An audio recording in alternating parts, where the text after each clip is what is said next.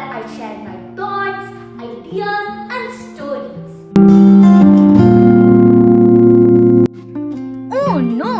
Have you ever had the hiccups and wondered why they happen? Let's find out. Hiccups happen when a muscle in our body called the diaphragm suddenly tightens. This makes us take a quick breath and our vocal cords close fast, causing the hic sound.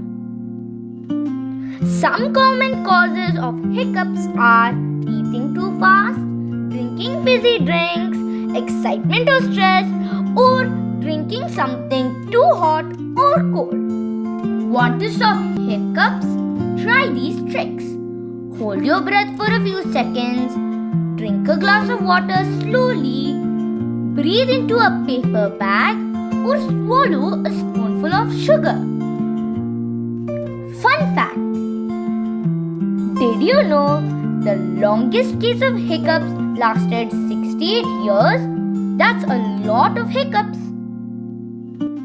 So now you know why hiccups happen. Next time you get them, try these tricks and see if they go away. Thanks for watching.